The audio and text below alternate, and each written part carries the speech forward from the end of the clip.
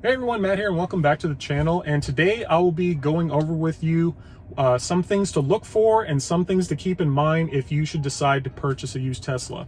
So let's go. So for Tesla, with their extremely long wait times, anywhere from 3 months or more now for a new Tesla, a lot of potential first-time Tesla buyers are actually looking towards the used market to acquire their first Tesla.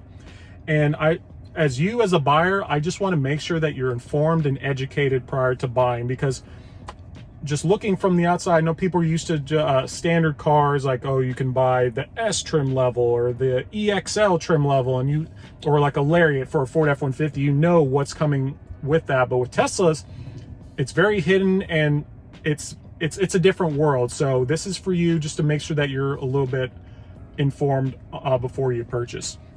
So the first thing, if you're deciding to buy a used Tesla Model X or an S, is to see if it has Autopilot 1 or Autopilot 2. Just from looking at pictures, it'll be easy to spot. If it has Autopilot 1, you'll see that the cameras on the exterior of the vehicle are very flush in line with the car. And Autopilot 2, it'll kind of look more like a camera, kind of like a little more in-depth. You can actually see the camera itself. Keep in mind, so Autopilot 1 was available on older Model X and S's, so around the 2016, 2017 and older time frame. It all just depends, because Tesla isn't like a normal vehicle manufacturer where they hold out all of their new features for the next year. You could literally pick up a car in March of next year, and say by April it's already outdated because Tesla decided to roll out a new feature. For example, the Model Y. People that just picked up their Model Ys don't have bioweapon defense, but Tesla just recently announced every car built after July 1st will now have bioweapon defense and a HEPA filter in their Model Y. So if you just picked up your Model Y and you don't have bioweapon defense mode, you're kind of SOL. You'll probably have to pay the retrofit if you want that bio defense mode. How much is it going to cost? I have no idea. So, but back to Autopilot 1 and back to Autopilot 2. If you've watched a lot of videos on full self-driving and autopilot, and you purchase a car with Autopilot 1, you're going to be pretty disappointed with how it works. It's very laggy and just does not work as well as Autopilot 2 or above. It simply doesn't. It's older. It's just the hardware just isn't there, so the car needs to be retrofitted. And also, if you purchase a car with Autopilot 1, you will not have full self-driving capability. If the vehicle is advertised with full self-driving capability, but you see those flush cameras, that means it has Autopilot 1 and the person selling it to you is lying. So don't get caught up in that mix. So next thing you should ask yourself, does the car come with MCU 1 or MCU 2? Both of those are very important as well. Just looking from the actual infotainment screen itself, the only way to tell whether your car has Autopilot 1 or Autopilot 2 is if it has the entertainment section, aka the car can play Netflix or Hulu or YouTube or the farting app or video games. So if you see a bunch of pictures of the interior of the car and it doesn't show the entertainment section, that means the car doesn't have MCU 2. Which, if it has MCU 1, that's not the worst thing in the world. The only problem is, one, it's very expensive to upgrade, and two, it's extremely laggy. It reminds me of an older model vehicle, like where you're trying to move the map and it's just kind of slow. My car has, of course, the newer MCU, so it's just very quick, very responsive. But if you did want to upgrade, like say you purchased the car and you wanted to upgrade the MCU from MCU 1 to MCU 2, it can be somewhat pricey. Directly from Tesla's website, I pulled up this information. So if your car has Autopilot 1, it's going to cost you $2,000 to upgrade to MCU 2. If the car still has been upgraded to Autopilot 2.0 or above, but it still has the MCU 1, it's going to cost you $1,500. And both of these are plus tax as well. So it'll cost you anywhere from over $1,500 to over $2,000 to upgrade your MCU. Of course, if you have a Model 3 or a Model Y, you don't have to worry about this. They'll come with the upgraded MCUs. It's more for those older Model X and Model S's. So number three, Something to ask yourself is, does the car have hardware 3.0, also known as the full self-driving computer?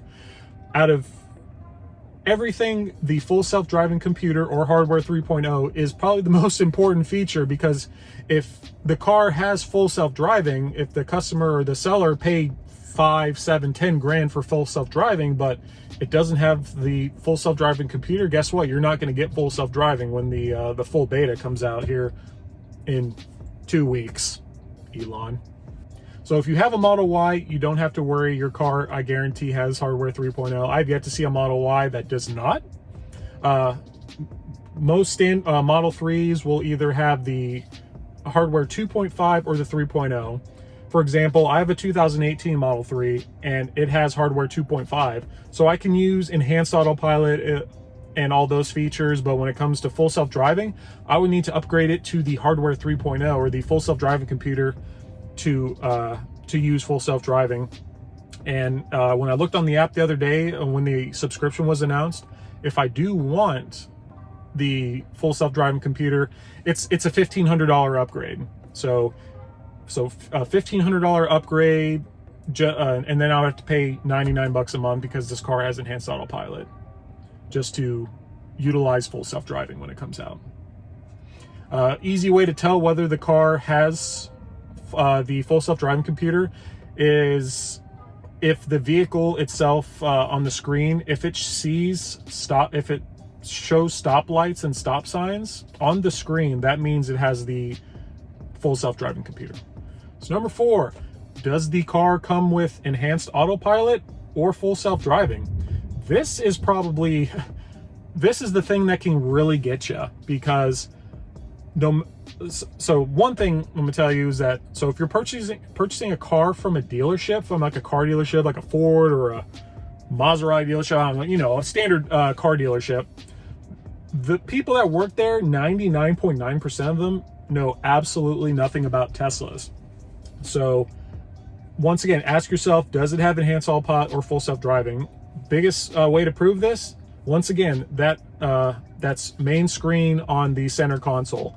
It'll show whether the car comes with standard autopilot, whether it has enhanced autopilot or full self-driving. Because if you say that you decide to purchase a car sight unseen from a car dealership, I've asked them before, because when I was in the market for an X, I asked them, like, hey, does the car have enhanced autopilot or full self-driving? Like, oh yeah, absolutely, it has full self-driving. It's all good to go. And then I'll ask them to send me additional pictures of the car, like the interior, and they'll send me a screenshot of that, and what do you know? It has only autopilot, not full self-driving.